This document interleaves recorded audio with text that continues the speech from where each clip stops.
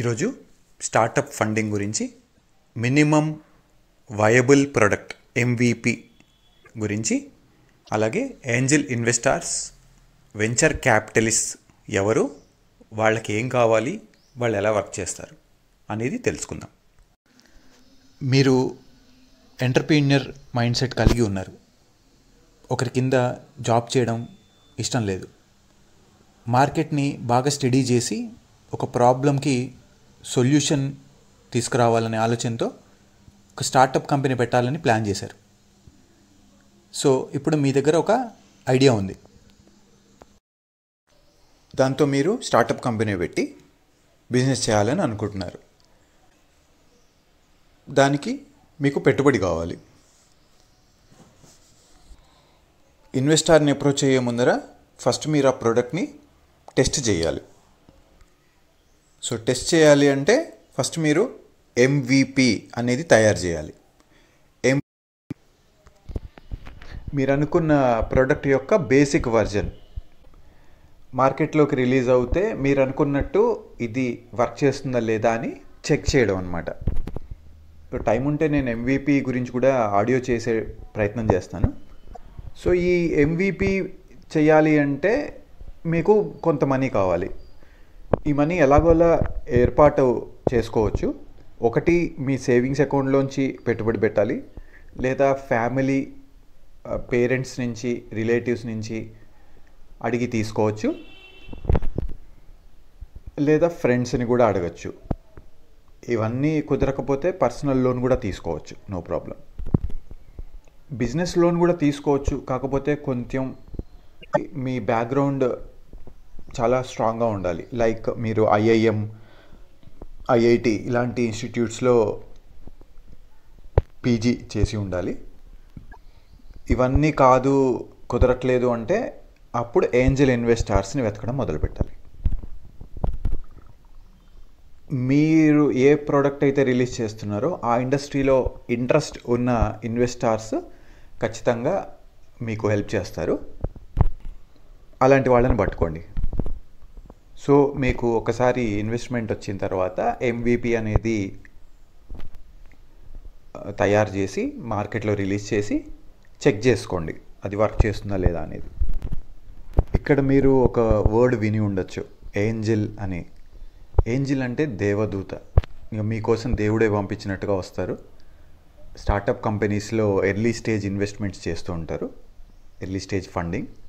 వీళ్ళు pilot model ready అయ్యి మార్కెట్లో లాంచ్ అయ్యి దాన్ని అబ్జర్వ్ చేసి ఎలాంటి రిజల్ట్స్ ఇస్తోంది గమనిస్తుంటారు.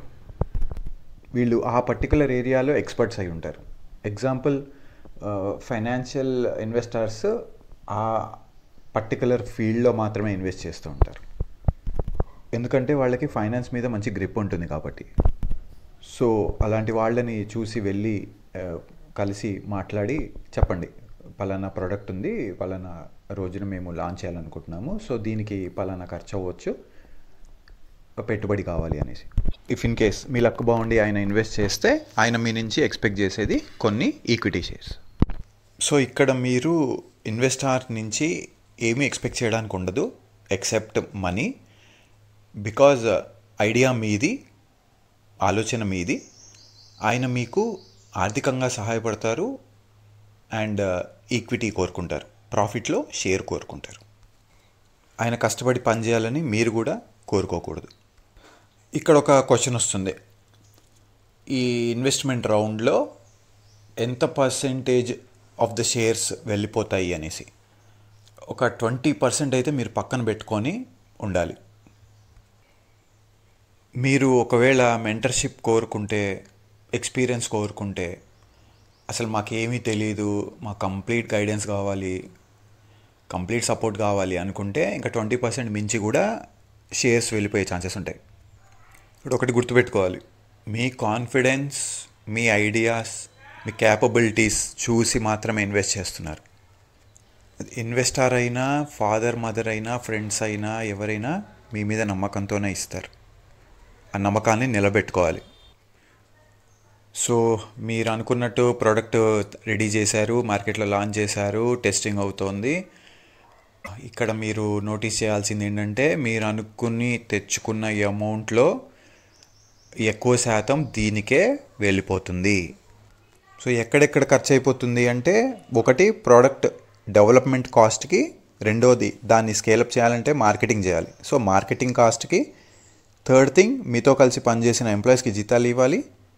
సో ఎంప్లాయీస్ అండ్ స్టాఫ్ కాస్ట్కి. సో ఈ ప్రాసెస్లో మీరు శాలరీ తీసుకుంటారా లేదా అనేది మీ మీద డిపెండ్ అయి ఉంటుంది. కొంతమంది సీఈఓస్ చాలా తక్కువ శాలరీస్ తీసుకుంటారు, కొంతమంది చాలా ఎక్కువ విపరీతంగా తీసేసుకుంటారు శాలరీస్. సో మీ ఇల్లు గడవాలి అంటే మినిమం శాలరీ తీసుకోవడం బెటర్. కొంతమంది అయితే శాలరీ తీసుకోకుండా కూడా పనిచేస్తారు. సో నేను తోపుని తురుముని అందరికన్నా ఎక్కువ చదివా, లేకపోతే అందరికన్నా మంచి యూనివర్సిటీలో చదివా, ఐఐటీలో చదివా, ఐఐఎంలో చదివా, అందరికన్నా ఎక్కువే రావాలి అని చెప్పి అనుకుంటే కనుక మీకే ప్రాబ్లం అవుతుంది. కొన్నిసార్లు ప్రోడక్ట్ టెస్టింగ్ మోడ్లో ఉన్నప్పుడు మీకు అనుకున్నంత శాలరీ రాకపోవచ్చు. ప్రిపేర్ అయి ఉండండి, ఎందుకంటే మీరు ఫ్రెషర్ కింద పరిగణించబడతారు తప్ప ఎక్స్పీరియన్స్డ్ పర్సన్ కాదు. పైగా మీ ప్రోడక్ట్ నడుస్తుందో లేదో కూడా తెలియదు. 1 వీక్ 2 వీక్స్ ఆర్ 1 మంత్ 2 మంత్స్లోనే ఫెయిల్ అవుతాయి. అప్పుడు ఎంతైతే ఇన్వెస్ట్ చేశారో మొత్తం పోతుంది. అందుకే ఏంజల్ ఇన్వెస్టర్స్ దగ్గర నార్మల్గా నెగోషియేషన్ చేయండి. మరి 20% 30% అట్లా అని చూసుకోకండి. ఒక్కొక్కసారి మీరు లాస్ అయ్యారు అంటే, ప్రోడక్ట్ లాంచ్ అయిన తర్వాత వాళ్ళకి ఆన్సర్ చెప్పుకోలేరు. Zero is a zero, not a hero. So ఈ ఎంటైర్ ప్రాసెస్ని సీడ్ ఫండింగ్ అంటారు, లేదా సీడ్ ఇన్వెస్ట్మెంట్ అంటారు. అంటే విత్తనం వేయడం లాంటిది. ఒకవేళ మీ ప్రోడక్ట్ సక్సెస్ అయింది, అప్పుడు మీరు సూపర్ ఏంజిల్ ఇన్వెస్టర్ని కూడా అప్రోచ్ అవ్వచ్చు. ఈ సూపర్ ఏంజిల్ ఎవరు అని అడుగుతారేమో. ఏంజిల్ అంటే దేవదూత, సూపర్ ఏంజిల్ అంటే ఇక దేవుడే.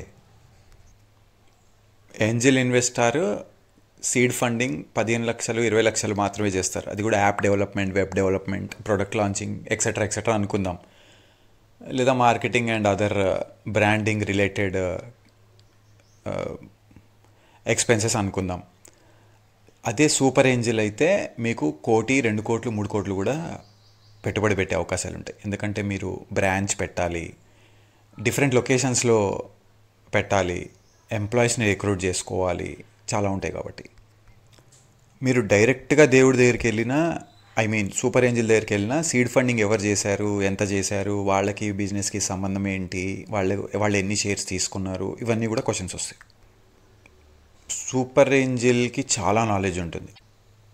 He's not like an angel investor.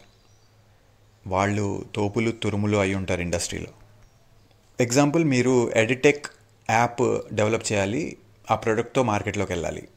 Byju's Ravindran, ఆయనని సూపర్ ఏంజిల్గా మనం భావించవచ్చు example. Or Gaurav Munjal, cofounder of Unacademy, top level అనుకోండి ఇంకా ఇండస్ట్రీలో. ఇప్పుడు ఈక్విటీ గురించి తెలుసుకుందాం. అంటే ఇక్కడ కంపెనీ వాల్యుయేషన్ గురించి వస్తుంది. సో ఇక్కడ ఫండ్ రైజ్ చేయాలి అంటే, పిచ్ డెక్ రైజ్ చేయాలి అంటే మీరు పవర్ పాయింట్ ప్రెజెంటేషన్ చేసుకోవాలి. దానికి సంబంధించిన వీడియో నేను ఆల్రెడీ అప్లోడ్ చేసి ఉన్నాను. అది మీరు ఐ బటన్ క్లిక్ చేసినా కూడా మీకు వస్తుంది. మీ ప్రోడక్ట్ యూనిక్ ప్రోడక్ట్ అయి ఉండాలి.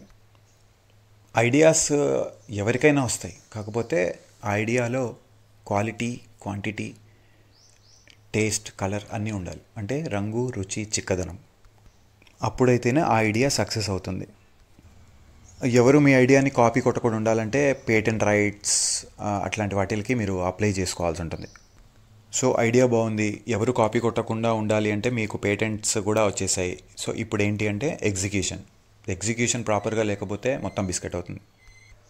ఇవన్నీ కూడా బాగున్నాయి, అన్నీ ఒకసారి ఇన్వెస్టర్స్ ఫిక్స్ అయితే మీకు మంచి ఫండింగ్ వస్తుంది అండ్ ఈక్విటీ షేర్స్ కూడా ఎక్స్పెక్ట్ చేస్తారు వాళ్ళు. కంపెనీ వాల్యుయేషన్ ఎలా చేయాలి అనేది చార్టెడ్ అకౌంటెంట్స్ మీకు గైడ్ చేస్తారు. లేదంటే షార్క్ ట్యాంక్ ఇండియా ఎపిసోడ్స్ చూడండి, లేదా గూగుల్ కూడా చేయొచ్చు. ఎగ్జాంపుల్, మీరు 30 lakhs అడిగారు. చలో 30 lakhs తీసుకో అండ్ నెక్స్ట్ వాల్యుయేషన్ ఎప్పుడు ఉంటుంది, నెక్స్ట్ రౌండ్ ఆఫ్ వాల్యుయేషన్ ఎప్పుడు ఉంటుంది అని అడుగుతారు. రౌండ్ ఆఫ్ వాల్యుయేషన్ ఎప్పుడు ఉందో అప్పుడు నాకు 20% ప్రీమియం ఇచ్చేసే అంటారు. సో 30 lakhs మీద 20% ఎంత అయింది? 36 lakhs అయింది. అంతే కదా, 30 lakhs plus 20%, that is equal to 6 lakhs more. So 36 lakhs. ఇప్పుడు నెక్స్ట్ రౌండ్ గురించి ఆలోచిద్దాం. నెక్స్ట్ రౌండ్లో మీరు 10 crores వాల్యుయేషన్ చెప్పారు, 1 crore అడిగారు. అప్పుడు ఈక్విటీ విల్ బి 36 lakhs. అంతే కదా, 3.6% ఈక్విటీ అవుతుంది. సో ఫస్ట్ రౌండ్కి సెకండ్ రౌండ్కి మధ్యలో ఏం జరుగుతుందో చెప్పేశాను. సో ఇదంతా కూడా ఈ రోజుల్లో నడిచే ప్రాక్టీసెస్ అనమాట. సో ఇప్పుడు MVP లాంచ్ అయిపోయింది, మార్కెట్లో రన్ అవుతోంది, కొద్దిగా ప్రాఫిట్స్ వస్తున్నాయి, మీలో మీకు కాన్ఫిడెన్స్ పెరిగింది, బిలీఫ్ సిస్టమ్ బలపడింది, ఒక నిమిషం తయారైంది. మీ కాంపిటీటర్స్ని కూడా గమనిస్తుండండి, వాళ్ళకి ఏ స్టేజ్లో ఎంతెంత ఫండింగ్ రైజ్ అవుతోంది, వాళ్ళు ఎలా ఖర్చు పెడుతున్నారు అనేది. సో నెక్స్ట్ లెవెల్లో 5 crores వాల్యుయేషన్ అని చెప్పి మీరు 50 lakhs అడిగితే 10% ఈక్విటీ పోతుంది. మీకు చాలా డీటెయిల్డ్గా ఎక్స్ప్లెయిన్ చేస్తున్నాను, ట్రై చేస్తున్నాను అట్లీస్ట్. ఇవన్నీ మీరు రాసుకొని ఫాలో అవ్వాలని, అందరికీ షేర్ చేయాలని, సక్సెస్ అవ్వాలని కోరుకుంటూ. సో ఇప్పుడు వెంచర్ క్యాపిటలిస్ట్ రౌండ్ అనమాట, VC రౌండ్ అంటారు. VC రౌండ్ కన్నా ముందు వచ్చే రౌండ్స్ అన్నీ కూడా series A, series B, series C అని పేర్లు పెట్టచ్చు. మీరు each and every mile stone reach అవుతున్న కొద్దీ ఒక సిరీస్ అంటే ఒక రౌండ్ ఫండింగ్ రైజ్ చేయొచ్చు. ఒకసారి బాగా లాభాలు వస్తున్న టైంలో 3 సిరీస్లు అయిపోయాయి అనుకోండి, 3 రౌండ్లు అయిపోయాయి అనుకోండి, ఎగ్జిట్ అంటారు. అప్పుడు IPOకి వెళ్ళడం అనమాట, ఇనీషియల్ పబ్లిక్ ఆఫరింగ్స్. అప్పుడు షేర్ ప్రైస్ డిసైడ్ అవుతుంది. సో ఈ వెంచర్ క్యాపిటలిస్ట్ అంటే ఏంటి? Nothing but too many investors join together and invested in a company. ఒక కంపెనీలో అందరూ ఆల్రెడీ పెట్టుబడి పెట్టి ఉన్నారు, సో వాళ్ళ తరఫున ఒక కంపెనీ డైరెక్ట్గా మీ కంపెనీలో ఇన్వెస్ట్ చేస్తుంది. అలాంటి కంపెనీలన్నింటినీ VCs అంటారు. ఇక్కడ కూడా ఎంటైర్ ప్రాసెస్ మళ్ళీ రీస్టార్ట్ అవుతుంది. లైక్ ఇంటర్వ్యూ, మీ కంపెనీ వాల్యుయేషన్ ఎంత, మీకు ఎంత అమౌంట్ కావాలి, మీరు ఎన్ని ఈక్విటీ షేర్స్ ఇప్పటివరకు అందరికీ ఇచ్చేశారు, ఎంత మిగిలాయి, ఇవన్నీ వస్తాయి. వెంచర్ క్యాపిటలిస్ట్లలో కూడా మైనర్, మేజర్ ఇలా ఉంటారు. మైనర్ VCs అయితే 70 lakhs to 1.5 crore వరకు ఇన్వెస్ట్ చేయొచ్చు. మనం తరచుగా న్యూస్ పేపర్స్లో చదువుతూ ఉంటాం, న్యూస్లో వింటూ ఉంటాం, పలానా ఒక కంపెనీలో వెంచర్ క్యాపిటలిస్ట్లు ఇన్వెస్ట్ చేశారు, లేదా ఫారెన్ ఇన్వెస్టర్స్ వచ్చి ఇన్వెస్ట్ చేశారు, మ్యాక్సిమం షేర్స్ టేక్ ఓవర్ చేశారు అనేసి. నెక్స్ట్ పార్ట్లో ఇంకా డీటెయిల్గా మాట్లాడుకుందాం. Thank you.